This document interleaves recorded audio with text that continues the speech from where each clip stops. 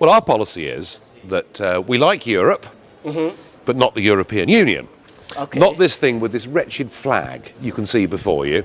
This attempt to take away the individuality and democracy of nation states, to centralise everything in three big institutions, the European Commission, the European Council, and of course the European Court. And we want a Europe of trade, a Europe of cooperation, a Europe where we do business together and have reciprocal relationships, but not a Europe that has these huge buildings with all these ghastly overpaid people, a Europe that makes our laws and costs us a fortune. That's not the Europe we want. We want to divorce ourselves amicably from political union and to replace that with a genuine free trade agreement. And do you think Ukip is the best policy for doing this? I mean, Ukip party is the best for doing it. And why do you think it's such a big issue?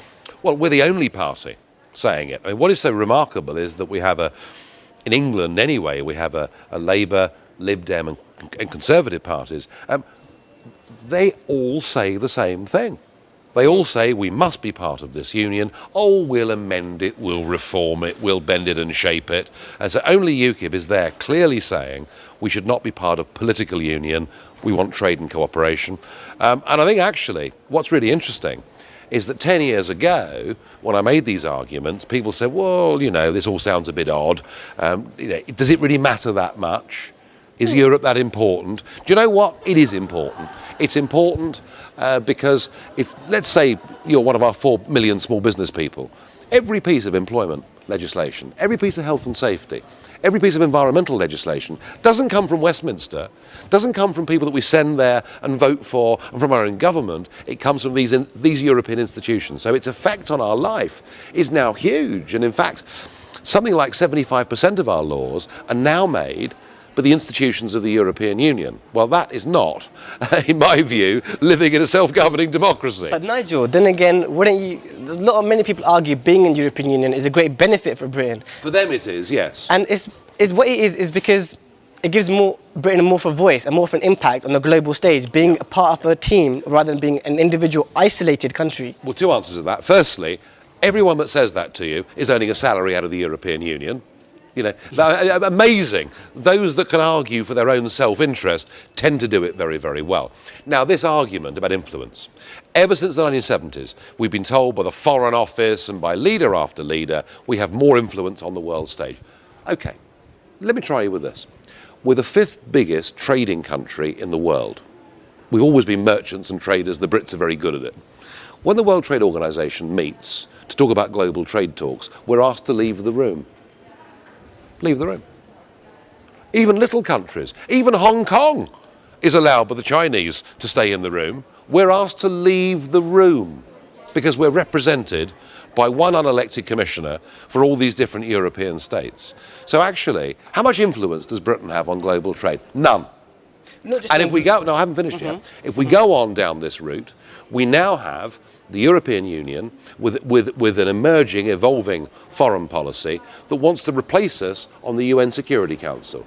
The answer is, globally, small countries like Norway and Switzerland have far more say because they're involved with all these different arenas than we will as part of this union. But what do you say to people who suggest that your party is very extreme? People have tried to do that. And in fact, if you think about it, all through the history of mankind, whether it's in science, or business, or politics, if you come along, challenge the consensus, say the emperor's got no clothes, people will always attack you by saying you're extreme. And we've been through all this. We've been called racist, xenophobic. I mean, we've had all this stuff, all this abuse hurled at us. But you know what? It hasn't stuck because it isn't true. We are a predominantly libertarian party. We believe in free markets. We believe in self-government. We believe in democracy. We believe in helping businesses actually get up off the ground and establish themselves. We believe in social mobility through grammar schools and opportunities. In no way can UKIP be said to be an extreme party. And actually, really, if you look at it, both on the European question, both in Britain and the rest of Europe, our view is now the majority view amongst most voters. Okay, Nigel. What would you say are the similarities or differences between you and the BNP party? They are a protectionist party who want to put tariffs up on goods that come in from outside the UK. We are a free trade party who believe that just having a free trade deal with the European Union is much too small and much too backward for what we want. We want to have a free trade deal with the English-speaking world, the Commonwealth, etc., etc., etc. So that's on trade. In terms of race, if you like, is it Article 2 of the BNP Constitution, prohibits anybody from being even a member of the BNP if they come from sort of mixed race or different race backgrounds. We are colourblind in Ukip. We're not interested in people who are black or white or yellow. We're just not interested. People are people, and if they're legal UK citizens, they're part of the same family that we're part of. And indeed, an increasing number of ethnic minority candidates now stand for Ukip in elections. So we're completely nothing to do with them on that issue. So it must be a great insult if people did put you in the same category as BNP, for example. In the early days, they tried.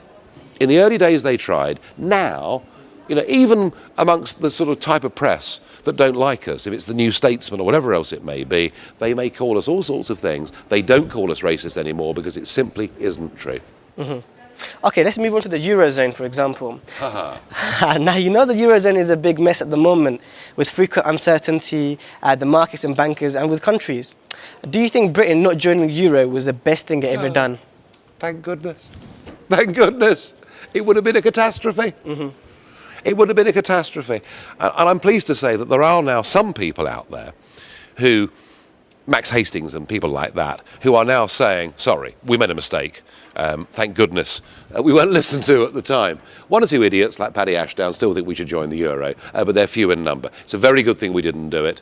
The argument used to be, well, would you, Nigel, would you join Britain up to the euro if it was in our national interest? My response is this: it can never be in your national interest to give up control of your life and your economy and your own interest rates and everything else. The eurozone is a disaster. Don't let anybody here in the European Parliament tell you that it isn't. It is leading to untold suffering for tens of millions of people who are being driven into unemployment, who are being driven into poverty. And I tell you something, this lot here couldn't care less, because all that matters to them is they preserve their European dream.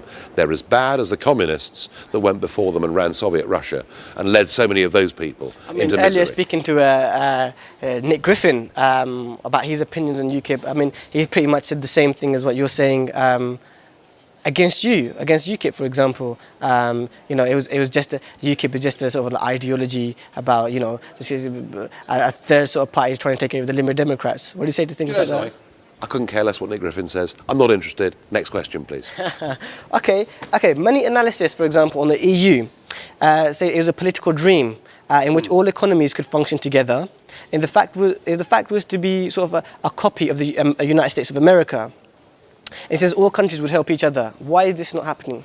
Well, the difference with America is that when America was set up, people left their homes in Europe, went to the States, started with a blank sheet of paper, and had the intention of forming, very quickly, of forming a country. And they did it. And they had some brilliant people, and they wrote a very good constitution, and on they went. Interestingly, it took them 100 years after forming a country to have a proper monetary union. In Europe, we've tried it the other way round. And the differences are that in Europe, there is no such thing as a European demos. There is no such thing as a real sense of European identity. And I tell you what, if you took this programme and we went to all 27 countries and we stopped 1,000 people at random in one of the major cities and we showed them their national flag and this wretched thing, right, and we said to them, to which do you owe your allegiance? I know what the answer is before we ask the question, and you know what the answer is. So we don't want a United States of Europe. It is not desired, and I would argue that if we attempt to impose this flag and an anthem and a police force and an army upon the peoples of Europe without their consent, far from that being a recipe for peace and harmony, we risk what happened in Yugoslavia. But aren't you then further, how to put it more bluntly, maybe pay more racial segregation into the policies as well? The principle of national self-determination on a democratic basis, I don't think we can call Well, you obviously want segregationist. less immigration and. That's a separate issue. That's a separate issue. Stick to this point. You know, in 1950, there were 60 countries in the world.